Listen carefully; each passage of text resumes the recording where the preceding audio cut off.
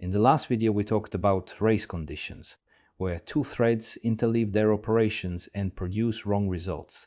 But there is an even more subtle problem lurking in concurrent code. Even if you carefully avoid race conditions, even if your operations do not interleave, one thread can still see stale, outdated data that another thread has already changed. This is the memory visibility problem, and it catches experienced developers off guard because it violates a basic assumption that when one thread writes a value, other threads can immediately read it. On modern hardware, that assumption is simply false. Today we are going to understand why, explore the Java memory model that defines the rules, and learn exactly what volatile and synchronized really guarantee at the hardware level. Let us start with a concrete example. Imagine you have a Boolean variable called running set to true. On one thread you have a while loop that keeps spinning as long as running is true. On another thread you set running to false, expecting the loop to stop. But it does not stop. The loop runs forever. How is this possible? The answer lies in how modern CPUs work. Each core has its own L1 and L2 cache. When core 1 reads the variable running, it loads the value into its cache and then reads from cache on subsequent accesses. When core 2 sets running to false, it writes to its own cache. But that new value has not necessarily propagated to core 1's cache yet. Core 1 is still reading the old cached value of true. This is not a bug in the hardware. This is a deliberate design decision to make CPUs faster. If every core had to go to main memory for every read, CPUs would be orders of magnitude slower. There are actually three distinct mechanisms that can cause visibility problems, and I want you to know all of them. The first is CPU caching, which we just discussed. Each core caches data locally and may not see writes from other cores immediately. The second is store buffers. When a CPU core writes a value, it does not necessarily write it to cache immediately. It places the write in a store buffer, a small queue that batches writes for efficiency. The write will eventually make it to cache and then to main memory, but there is a delay. Other cores cannot see values sitting in another core's store buffer. The third villain is compiler and JIT reordering. The Kotlin compiler, the JVM JIT compiler, and even the CPU itself are allowed to reorder instructions for performance, as long as the result is the same from the perspective of a single thread. But reordering that is invisible to one thread can be visible to another. For example, the compiler might decide to move a write above a read if it thinks they are independent. In a single-threaded world, this is fine.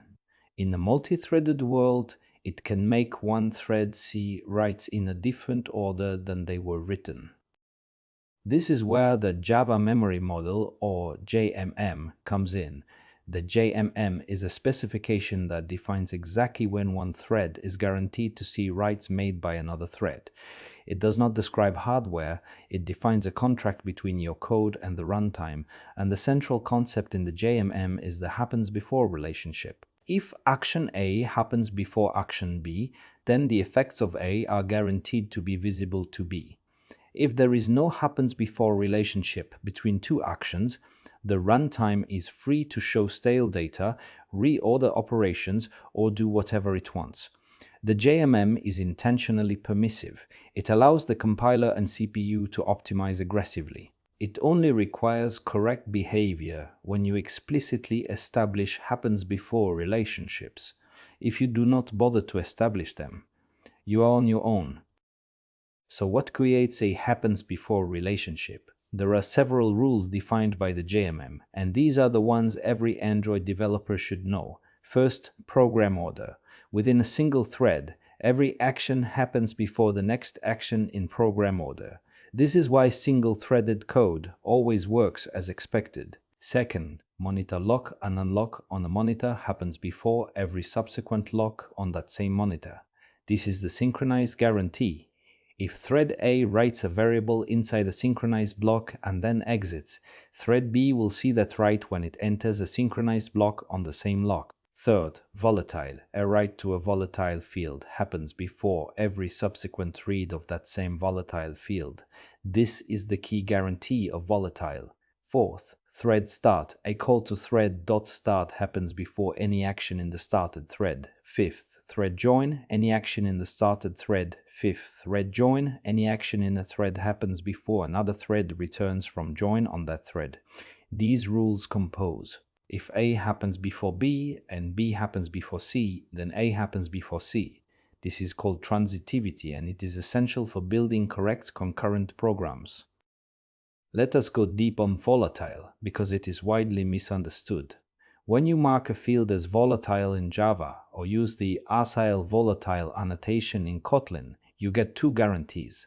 First, readability. Every write to a volatile field is immediately flushed from the writing core's cache to main memory, and every read goes to main memory rather than the local cache. So when one thread writes to a volatile field, all other threads are guaranteed to see the new value on the next read.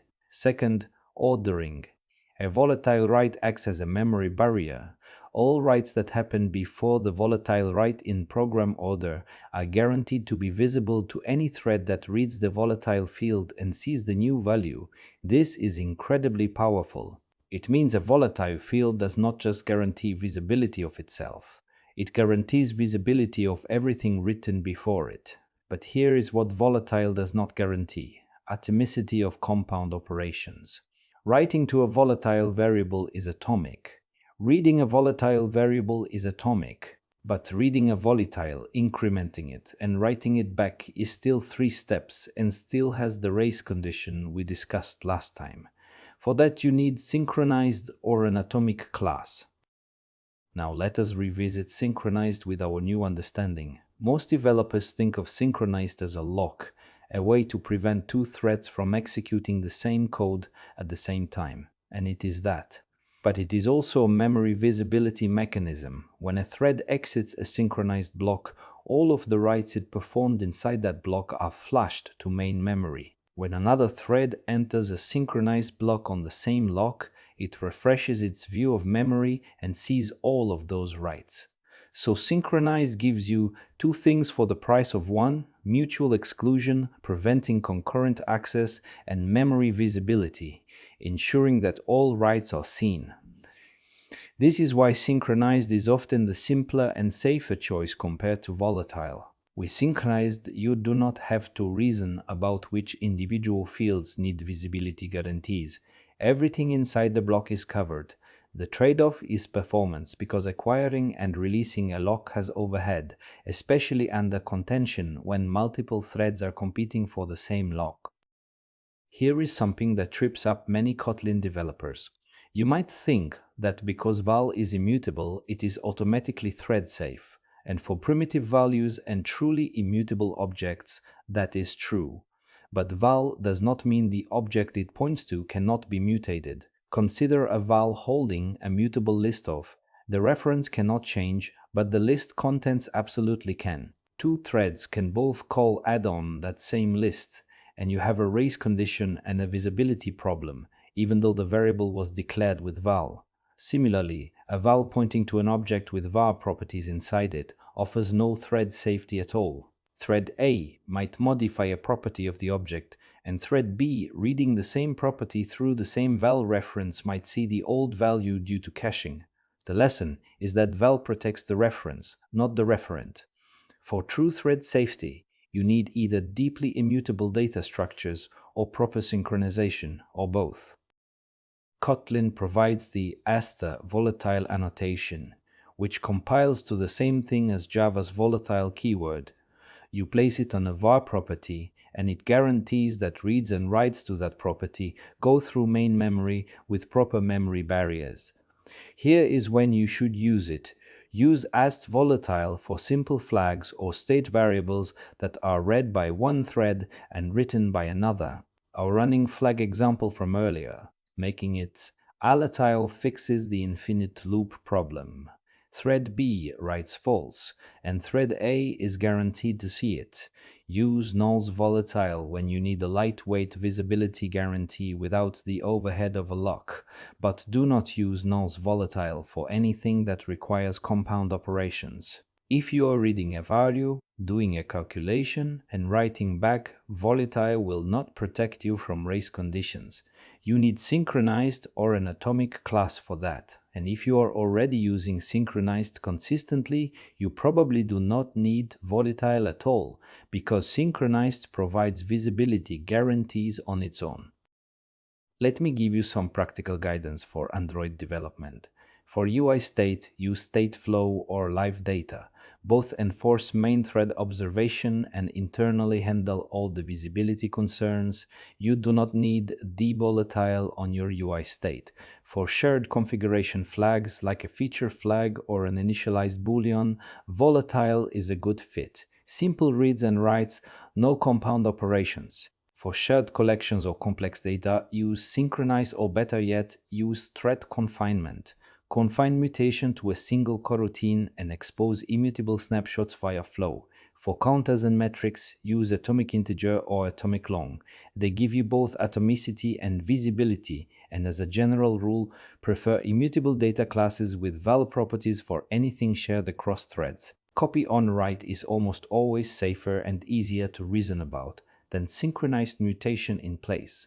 The fewer mutable shared variables you have, the fewer visibility and race condition bugs you will encounter. Let us recap. Memory visibility is a separate problem from race conditions. Even without interleaving, threads can see stale data because of CPU caches, store buffers, and instruction reordering.